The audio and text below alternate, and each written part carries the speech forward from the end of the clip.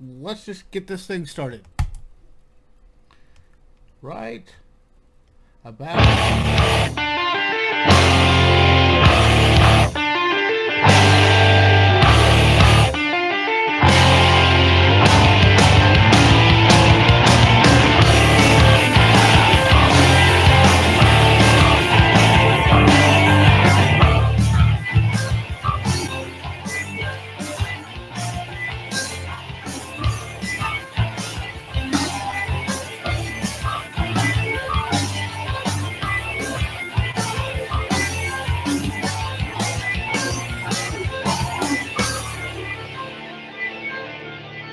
Hello, ladies and gentlemen. Welcome to Smark Snark podcast episode 240. God damn, we've been doing this forever. With us, as always, is our esteemed, our wonderful, our masculine leader, Omega BR. It's a new year. Yes, it is. Also with us, we got Save Us Dog. Yes, it is. It is time. It's time. Yo, yo, yo. Anyway, I think NetJester is here. Yes, I'm here, and I must tell you that all is right with the world. And why is that?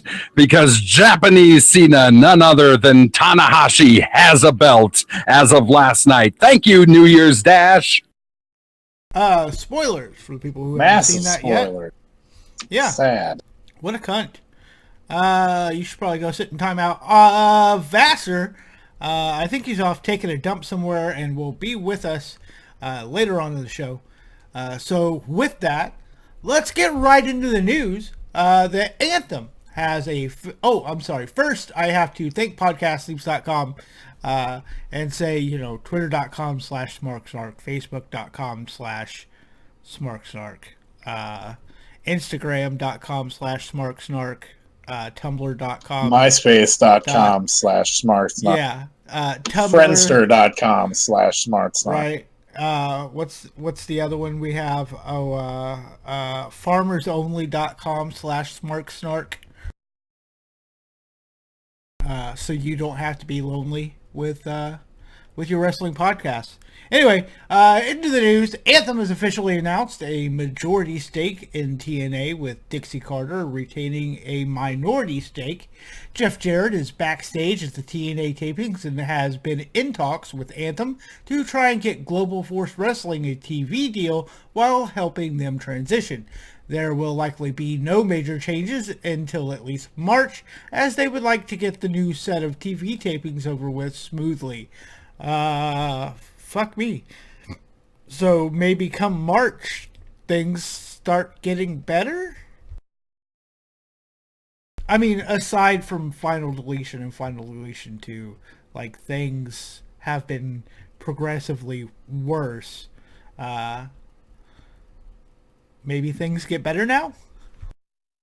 I tend to think the more things change, the more they stay the same, and that's been pretty apparent with TNA throughout the years. I think Anthem won't do very much to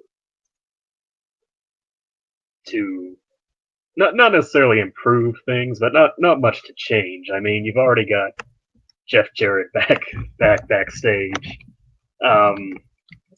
I don't really see what TNA can do to really make themselves stand out, other than the whole Matt Hardy thing and the way they shot these compound specials and everything. I think if you kind of mix that, and we said it before, if you kind of give yourself a bit of a Lucha Underground twist where things are a little more thematic, and they're very obviously thematic and scripted, but they're fun, so it doesn't really matter. That's something that certainly WWE doesn't do. Wait, so what you're saying is that instead of having a wrestling show, they should have, like, a show about a wrestling show? Well, I mean, they clearly have the wrestling. They have several wrestlers that are very on point. WWE hasn't picked up everybody, but that in a way, that is kind of what I'm saying, because I think if you build the show around your characters, which is something TNA has kind of done in the past, but not really. I think a lot of times one of TNA's biggest problems is they've been very faction based. Like, you think back to some of the big moments in TNA. Think back to all the factions. You had Angle with AJ as a stooge, and then you had Angle versus Jarrett, and then you had the main event Mafia, and you had Aces and Eights, and you had just all these factions that kind of popped up. And You could keep going with that list. The Beatdown. Oh, yeah. What's the new one? Is like the CCD or some shit. The DCC. Yeah. Yeah. Well, so that's kind of my point. I mean, that's not to say you can't have groups, but most of TNA's major storylines for a long time were sort of dominated by these factions and the faction wars, and here's And this to side. your point, by the way, as well, as for things staying very much the same, guess who else is back as a creative consultant? Dirty Dutch, who Oh, that's right. That's a good thing, though. I mean, it is a good thing, but it's not going to create a different product. And if anything has proven anything over the past year of craziness, it's that the Hardys and their brand of different drew. It drew money. It drew viewership. Probably didn't draw money, but it made them relevant for the first time in forever. It arguably has. I mean, one of the things they want to do this year is get the live events started up again. And if the live events are going to be come see the Hardys on a TNA show instead of come see them at, these four random indies because you know them from TNA, then, I think that's a benefit. That's the whole sustainability of the live event market is we're coming to this show to see these people. And, I've made the argument about WWE before, where their live gates are down because they don't really create characters that people want to see. And if let's say John Cena can't be at the house show, and then they have to announce, well, Cena's not here. If you want a refund, and most, it's not like a ton of people do, but I think if you create characters throughout the entirety of the show, for example, using WWE as an example, a lot of these tag teams that job in literally 2 minutes, but have a character that you could expand on, then people would say, well, I'm not here to see, just John Cena. Well, I'm not here to see Breezango, but I appreciate that they're on the show because, I like that they're characters, and then, you know what I'm saying? Well, I think they kind of do that. I think if you go to a WWE live event and John Cena's booked, you're bound to see other stuff you like. I mean, if the New Day is there, then you're probably going to pop for New Day. My point is more people would go to more shows if they had more. So here's the question, though. With TNA outside of the Hardys, what reason do they have to go to the show? Yeah, the roster, as far as star names, is on the thin side. I mean, for me, and I know I'm going to catch shit for this, the only other person I'd go see would be Bobby Lashley. Don't hit me. Don't hit me. Well, I would almost kind of suggest that TNA steal WWE's idea, which it's arguably TNA's idea in the first place anyway, because they used to do this. Yeah, they've been doing that for years, picking up the indie guys. Yeah, well, not just that, but do these specials where, I mean, remember Global Impact and, really just Global Impact. But I remember Carl Anderson when he was almost a young boy in Japan on Global Impact. Yeah, so, again, WWE can't take everybody, and they're not going to. So, no offense to the names in the UK tournament that's about to start, but except for like 2 or 3, I'm not very well versed in the UK scene, but except for 2 or 3, I didn't really recognize anybody. So let's say WWE doesn't pick up those guys, then TNA could maybe swoop in and say, not sign them to deals, of course, because they probably can't afford it right now, but doing these specials, giving people exposure. Show thing would be, yeah. I love that idea, and TNA half a decade ago should have went strong into the UK market because they always had so much success over there. But part of the reason they had that much success, especially back like 5 years ago, there was no competition. There was nobody doing shows. And if there were anyone, they were very, very small. Now you can like have a legitimate list of promotions in the UK that run tons of shows. Exactly. Yeah, World Culture, Progress, Revolution Pro, not to mention the fact that BBC's now back in the saddle again with World of Sport, and you got the WWE. So if the TNA wanted to move on the UK right now, they'd be SOL. Well, I was going to move on to the next story. If you've got something you want to add. Well, my final point on this, for TNA in 2017, basically my argument is they need to act like an independent promotion, wherein, like a What Culture or anything, wherein they have a core of people that are obviously under contract and obviously TNA people, and TNA being in the position that they're not an independent promotion, those people aren't just, local guys and what have you. They're guys like the Hardys and Lashley and etc. So you have your core, but then you can also branch out and bring in other people from the independent scene and not necessarily give them a deal, but say, hey, look, we want you for this thing on TV. Will you come and do it? And we'll pay you. But, and then, I mean, a lot of these people, honestly, most of these people, even though they make a lot of money on the indies, and they still will, what I'm saying is, are many of them going to turn down the chance to be on TV and etc.? I mean, think about even just last year or 2 years ago when TNA was doing the X Division tournament, I think it was, and you had guys like Jigsaw, who they called what did they call him? Rubik's. They renamed him Rubik's, but I mean, Yes. but I mean that was, but that was Jigsaw, and him being on TV gave him exposure that nobody who's ever seen Chikara would ever know about. Hey, dude, Rubik's the Amazing Cube. They landed All right. Moose, so anything is possible for TNA. I mean, that's my point is, start branching out and bringing in people to do these specials, and don't necessarily treat it like, well, we got to have a story going 365. Well, you do, but you know what I'm saying. You can be a wrestling destination, which is what WWE is doing now. All right.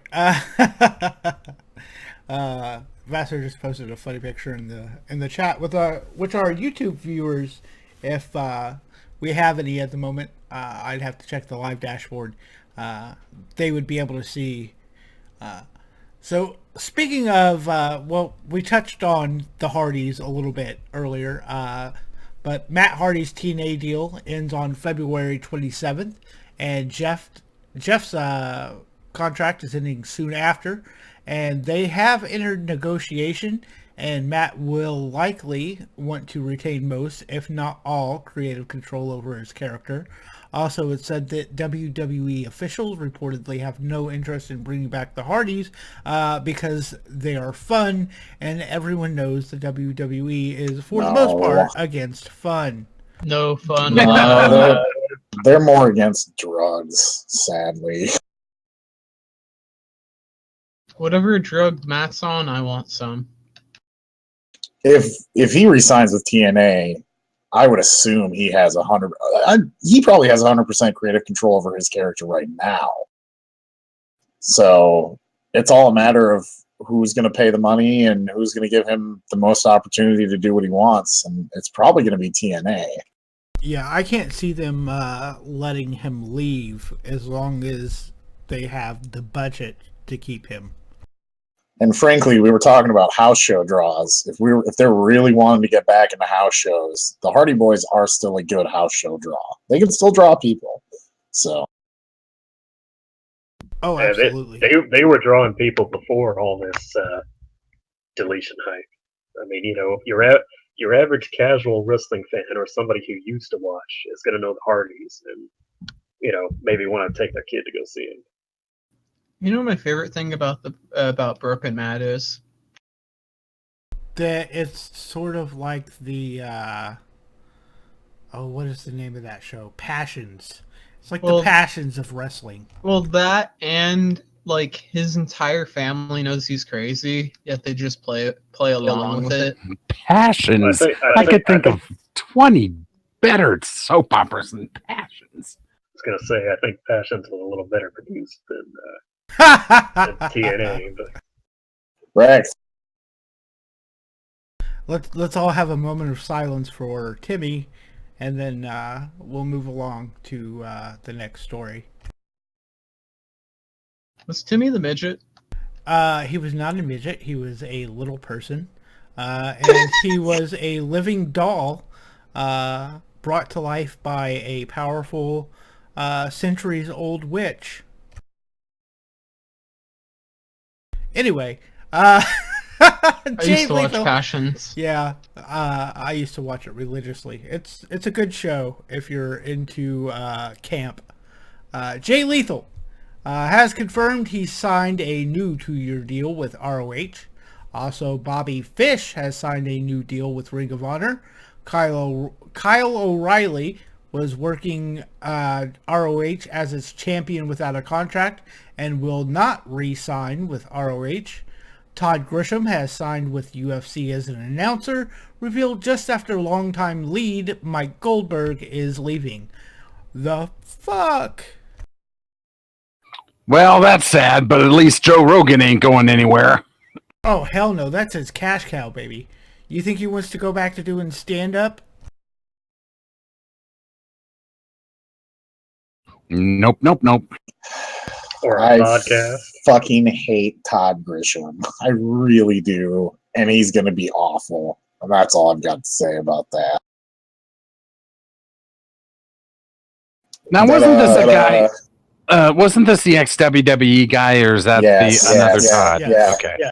He was WWE for a while, and then he went and signed with ESPN, and he was mostly doing Sports Center. And honestly, that's probably his best role that he's ever done, because he's just kind of a dickbag Sports Center host. That's his whole fucking gimmick.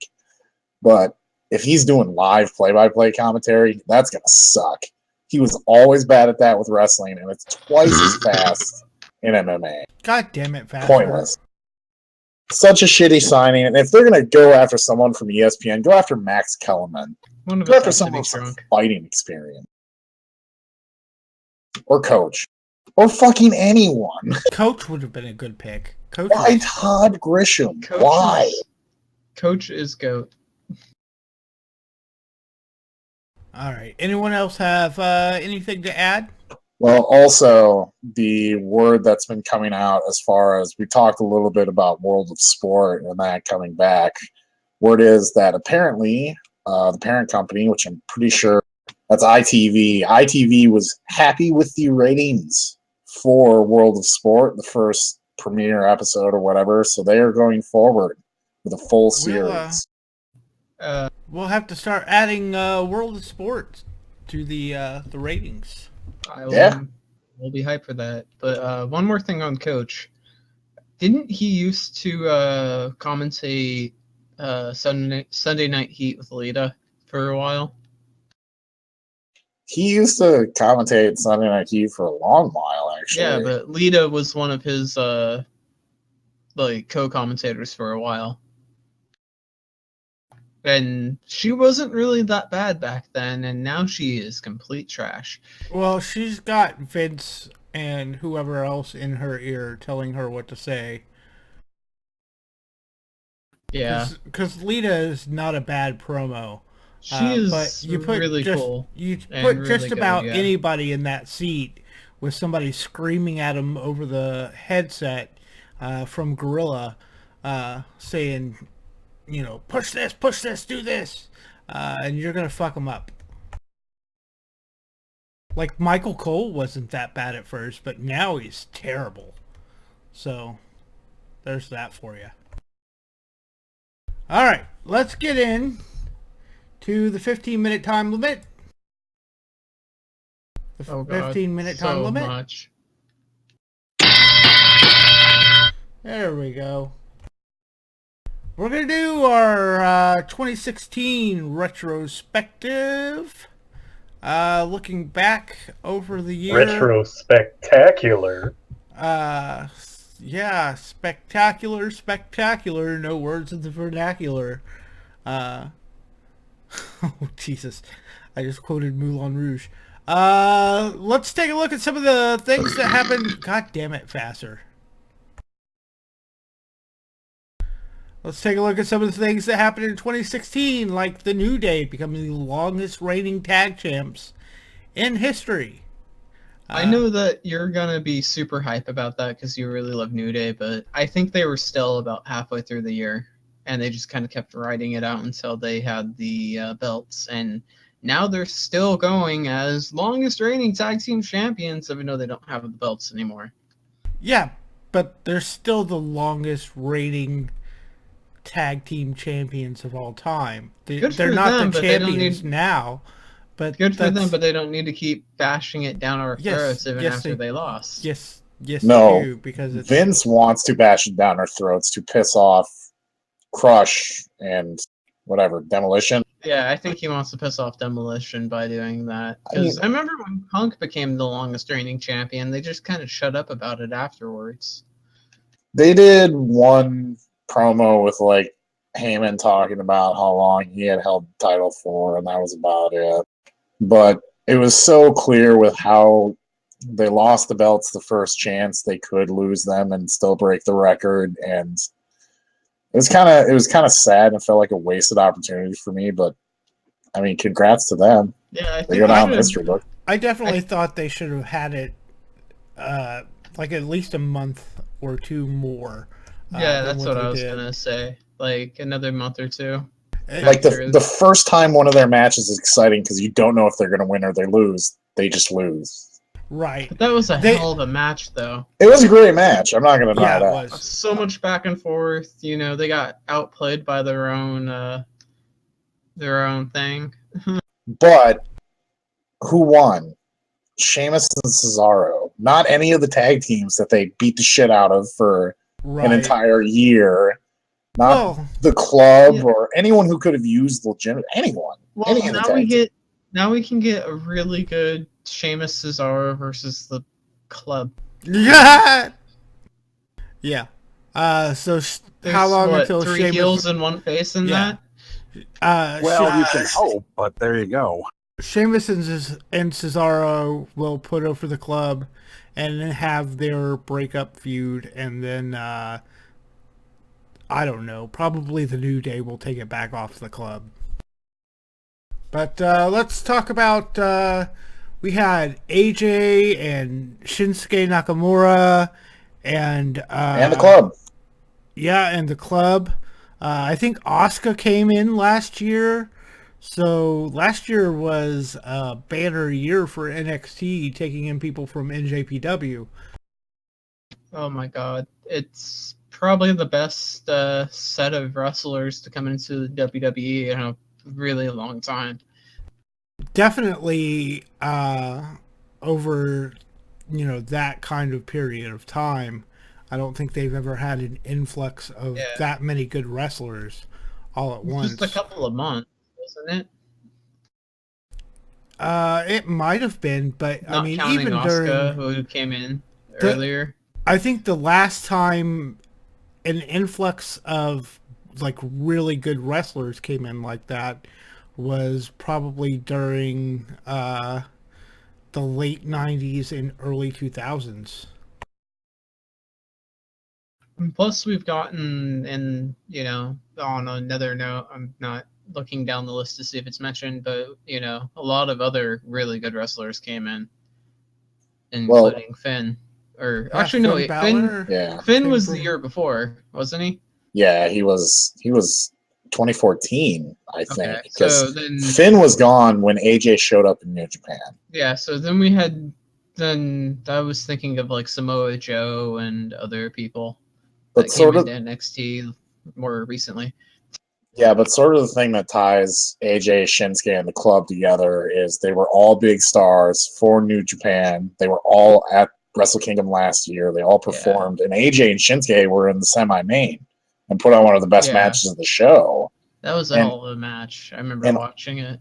Yeah, and then all of a sudden, all four of them are gone, and it's like AJ and the club. You can kind of understand. I mean, that's probably their dreams to go to the WWE at some point. But for Shinsuke, it was just like, holy shit, what is New Japan going to do? How is Shinsuke going to be treated? Like a year later, we have answers to their questions, and they're all good.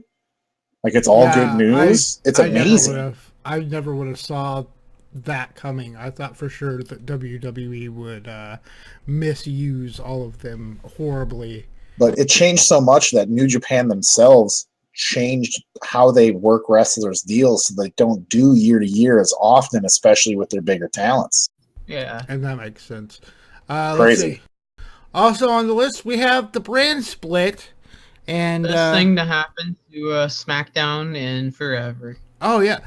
Not even a year later, they were topping Raw in the ratings. I mean, it's just it's spectacular what has been done with that show.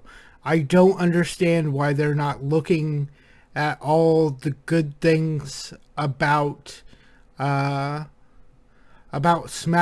and going, hey, maybe we should do that on Raw. Because like there's a lot of little things on SmackDown. The little cards that pop up next to wrestlers when they're coming down the ramp that give information like about things. Yeah, that's nice. I don't know why they don't do that on Raw. It would be really cool. And also the going to the ratings, like the only reason SmackDown didn't beat them again is because of Goldberg. Right. And then isn't a little off topic, isn't Taker, he was supposed to be on SmackDown, but they moved him to fucking Raw next week. So did they? Yeah, they did. I missed that somehow. Why the fuck? Well, because SmackDown doesn't need the ratings boost, Raw does. But Taker's on SmackDown. You know, or supposed to be. It's something you should be mad about, but I completely forgot already that Taker was supposed to be a SmackDown guy. So, you know, I mean, remember in Survivor Series or right before it, when Taker came out and basically threatened the SmackDown guys to win. What if Taker has How could you forget such an impassionate promo? What if Taker has a thing where he just kind of goes between Raw and SmackDown as needed, and is like the only person that's allowed to because he's the dead man? I mean, that's pretty much where we're at. They're gonna do that anyway. To be honest with you, they would move Cena if they had to. They don't have to right now, but you know, Taker gets away with it because he's a part-timer, basically. Think of all the things the brand split gave us this year, though. Gave us Talking Smack, which has had some of the best segments of the whole year. Fucking Miz became a star again because of that show. And then you got James Ellsworth. All these good things on SmackDown, and then it gave us a lot of bullshit and terrible programming on Raw. The dichotomy there is just not to be believed about how incredible SmackDown has gotten to how shit Raw is becoming week by week. It's almost frightening. All right, we got 6 minutes left here. Let's pick some of the more important stuff. China passed during 2016. Very, very sad. So sad. I can't believe it. But then again, it kind of saw it coming because of her addiction issues, but it's still really sad. The Divas division was changed to the women's division. And excuse me, it was historically changed. Yeah, that was a historic moment. It was the history was made of the historicness of the historic women's historic division. Historic moments have historically been made in history. I think I'm having a historical hernia. I just want to make one point. On Raw, the women's division has been treated terribly because of the whole historic thing. While on SmackDown, the women's division is just women beating the piss out of each other and women putting on hell of a promos against each other instead of just like being historic. Two people fighting each other a dozen times over again. there's a weird dichotomy there because on Raw the matches are a lot more important. Right. Yeah, but- well, I mean, they're for the title.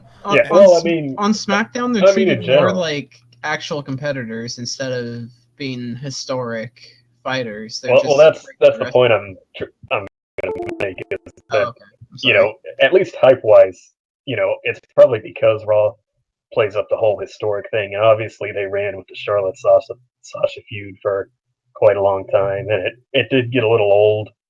I said it before, the matches themselves were always pretty good, or at least some of them great, or at least great efforts. But I guess what I'm saying is, on Raw, the matches seem more important. Right. But on SmackDown, the women seem more important. Their actual characters and their well, I mean, that's it, really. I mean, SmackDown has a more diverse cast of characters than Raw does. On Raw, Can we all on agree? Raw, they're just sort of, here's Sasha Banks, and her nickname is, her boss is basically just a nickname at this point. And, here's Charlotte, and she's the heel, and then here's Bayley, who's Bayley. But then on SmackDown, you got, Carmella, the Jersey chick, and then you've got Steampunk Irish Lass, and but that being said, the problem with both divisions, really, especially on SmackDown, is that much like the other divisions, if it's not the title match, then it really doesn't matter, and you're lucky to get on TV. Well, I mean, that's kind of like, yeah, I mean, it's every other division is pretty much the same thing. It's not treated as important nearly as much. To me, the biggest thing, though, is like, remember when they did the first women's Hell in a Cell match, and they just made such a huge deal out of it, and it was the biggest thing ever, and it was all about the match. But on SmackDown, has there ever been a women's table match before they did that on SmackDown? No, I don't think so. They never once mentioned that this was the first time ever that this is happening, and instead made it about two women who hate each other and want the title, and it was great. If there was a women's table match, it was probably like 10 or more years ago. It was probably 20 years ago. Yeah, like Attitude Era Lita tables match. Anyway, we've got about 2 minutes left, and we definitely have to talk about Hogan and Gawker Media. Yes, unverily our night. Before we go on to this, can we all agree that Alexa is a better women's champion than Charlotte? Yes. Oh, absolutely. Oh, yeah. I get that. Isn't even close. Hogan picked up and body slammed the 97-foot, 1 trillion ton Gawker and body slammed him in front of Infinity Hulkamaniacs. I mean, they got what they deserved. I mean, we've talked absolutely about it many times before, and in the end, it didn't change too much except get a couple of people fired. Gawker got sold, and it's still pretty much the same thing except not in name, kind of like TNA. But I think Hogan himself is probably headed back to WWE. Probably, possibly even at WrestleMania. I wouldn't be surprised to see him pick up where he left off. Really. We can all hope. But as far as the new name for Gawker goes, they can't have Gawker Media anymore, so they took a new name. I heard that TNA was mentioned. Total nonstop assholes. Boo! We can't end 30 this seconds like that. That's crap. 30 seconds for Fingery. Name a match from 2016 that you really liked. Not necessarily the best or your favorite, but one right off the top of your head that was memorable. Ladder War 6, I think, from Ring of Honor. The Addiction, Young Bucks, and Motor City Machine Gun. That match was awesome. That was the best ladder match in forever. That's it. Well, we missed a few topics, but that's it. Fuck it. 2016 sucked. We're leaving it in the dust. Yeah. So that means that it's time for the... Drive-through. Oh, hey, it timed right. It's time for the Dairy Queen Drive-through. drive-through. Yeah, see? I'm totally a competent technical producer. And on that note, we're going to have Vassar read us the ratings. Okay, and it is time for the ratings. As usual, TNA Impact is first with 224,000 viewers, up from the 209,000 viewers the week previous. On to Raw, 3.046 million viewers, up from the 2.855 million the week prior. And finally, SmackDown, 2.596 million viewers, down 10% from the 2.885 million. Raw defeats SmackDown this week, unlike the week previous. And that is it for the ratings. I would look to SmackDown to at least beat Raw at 2, maybe 3 more times during 2017. I think... God damn it, Vassar. On that unprofessional note, let's have a professional read the birthdays.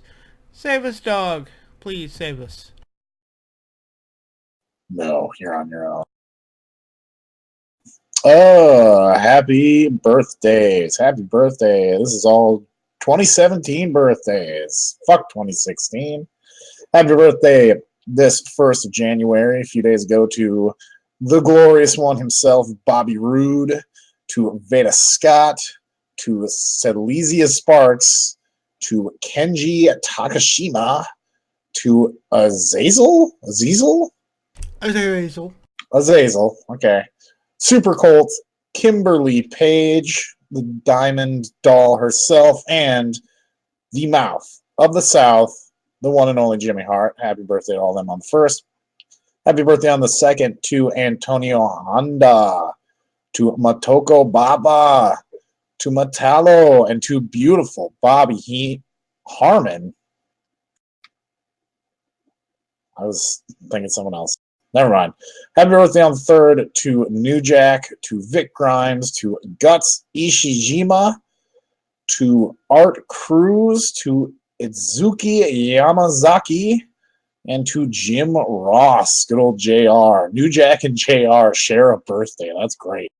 Happy birthday on the 4th to Joey Sticks, to Mike Cross, to Juan Manuel Ortega, to La Parca II, to Cuervo, to King Ricky Takauchi, to Gami, Jim Powers, and Chris Who Betta Den Canyon. Happy birthdays on the 5th to Doug Gilbert, Willie Mack, the return of the Mac, Marsh Rocket, Bryce Remsburg, Pamela Paulshock, Robert Swenson, a.k.a. the Bane in Batman and Robin. Happy birthdays on the 6th to Conan, Jacqueline, and Azumi Hyuga. Oh, shit, I totally fucked. Hyuga? It's gotta be close. Yuga? Happy birthday on the 7th to Alexis Nave, to Black Warrior, Tanny Mouse, Devil Masami, and Chavo Guerrero Sr. Chavo Classic. Happy birthdays to all y'all. And now, for this week in wrestling history, it's Omega PR. Yes, this week in wrestling history.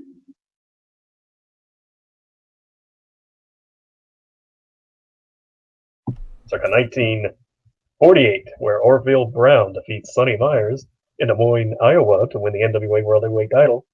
For the second time, the current National Wrestling Alliance would be founded in July of that year, with Brown recognized as the champion.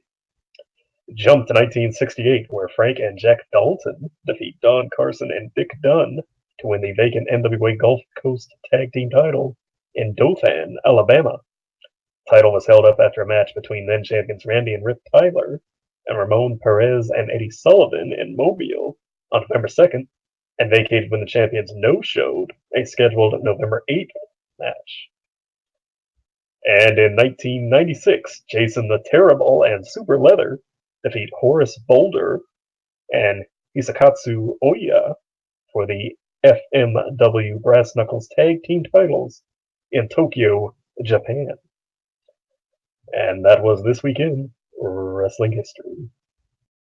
All right, now it's time for the Happy Trails. Happy Trails to Jimmy Snuka. All the charges have been dropped against him.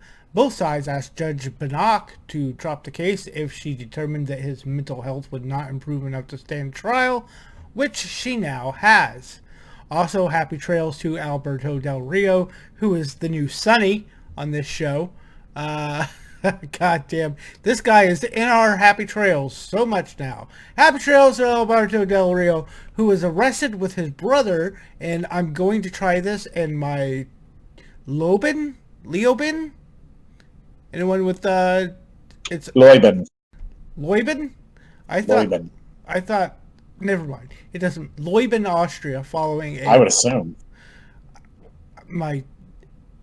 You would think it's the same as Yiddish, but I don't know. Following a bar fight with locals, Alberto Del Rio was arrested in Leubin, Austria. The two reportedly got into a fist fight with each other, meaning Alberto Del Rio and his brother, at the precinct when Del Rio tried to calm his brother down, and the fight was so severe between the brothers that the walls were bloodied and his brother was sent to the hospital. What the fuck, guy? Get your shit together. In more pleasant news, Paige got her engagement ring from Del Rio, or El Patron, whatever he likes to be called these days. Oh, is it, I feel like it's probably a ring pop. Is it a ring pop? Well, she certainly needs more of those. It is a diamond made of hardened cocaine. All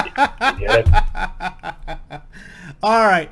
I got it. You got what I got it. Yeah. All right, you got All right. What are we watching this week in wrestling? Let's kick it off with Vassar. I am going to piss a lot of people off because they're probably going to use this. Kenny Omega versus Okada at Wrestle Kingdom 11.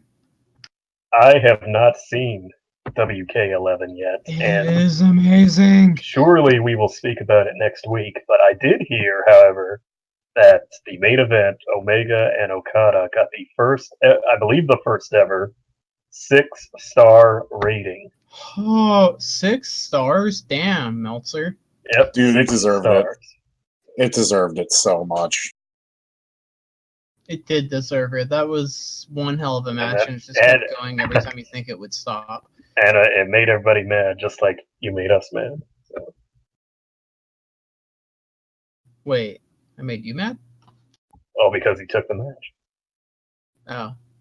Ah. All right, save us, dog. What I are we thought your watching? resolution was to not drink as much. No, it wasn't. I My don't believe that. resolution is to stream more. Oh. Drink more and stream more. Nice. Well, hopefully, donations can make me drink more. Fuck. What match? You know what? Let's suppose that. What? Nothing. Okay. That's fine. Hold on. How about the Pronunciation is brought to you by pronouncenames.com. I have to know. It's Leoben. Ah, it's Leoben. Okay. Leoben. we sure that site is right? Pronouncenames.com. Pronouncenames.com. Yeah. All right. According to their video on YouTube. The match I'm going with is the IWGP Junior Heavyweight title match. Kushida versus Kaimatachi. I don't remember what his fucking name is in New Japan. It's something different. But that match was also fucking phenomenal and probably at least 4 stars.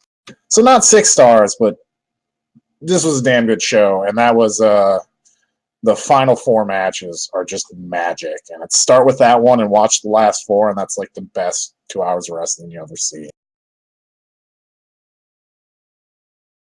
All right, we've done Vassar and Safest Dog, so Omega BR, what do we watch this week in wrestling?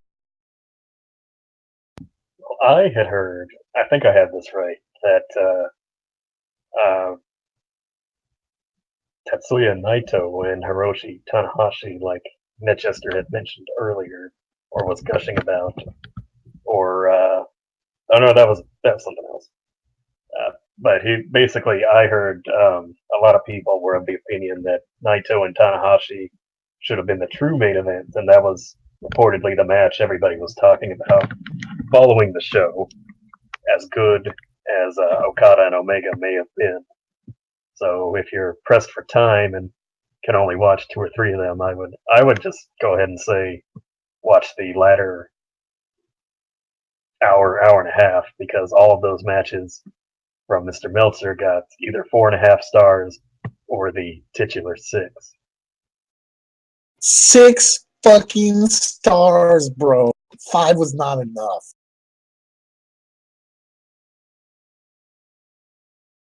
All right, let's see. Can I pick the whole Cruiserweight Classic? Cause Jesus Christ, I'm gonna watch that shit again while I wait for the UK tournament to kick up. Cause I think we've got a couple weeks before that starts, don't we? Everybody? January 14th and 15th. Yeah. So, Okay. Yeah. So about a week and a half. That is Yeah. literally next weekend. By the way, Here, hit the breaking news plug, would you? Uh-oh. What the hell? There we go. No reason. I just wanted to see if you could do it. No, honestly, there is a bit of breaking news. This possibly could be considered a spoiler, but WWE has announced it on their official social media. That's it. So if you don't want to be spoiled, pause for about 30 seconds. But they've announced that Cassius Ohno has made a surprise appearance at tonight's Full Sail University Studios. Oh shit, son. in a fucking huge suit, like a just gigantic suit. What happened was Full Sail has a rack KO suits, and they gave it to him, assuming, left over from when Owens was down there. Okay. Nice. Need to work on that one a little bit. But. Alrighty. Well, I guess that's it for this week then. We will be back hopefully regularly with all our hosts next week. Hopefully Gunner's back, gets his internet situation sorted out. In the meantime, that is my dog barking in the background, and I'd like to thank podcastthemes.com for the theme song that we use every week on the show. Podcastthemes.com. They have lots of good themes. Check them out. Also, you can follow us on Facebook at facebook.com/Smark Snark. We're on Twitter, twitter.com/Smark Snark. YouTube, where we stream live weekly now, youtube.com/Smark Snark. Smarksnark.com. I'm still working on finding somebody on Fiverr who's willing to edit our WordPress and get that fixed up proper. I guess that's it. So with that said, we want to wish you the best in your past, present, and future endeavors. So take care, spike your hair. Woo, woo, woo. You know it. Say hi to all my dogs in the background. What's up, dogs? It's Dog here. Good night, friendship.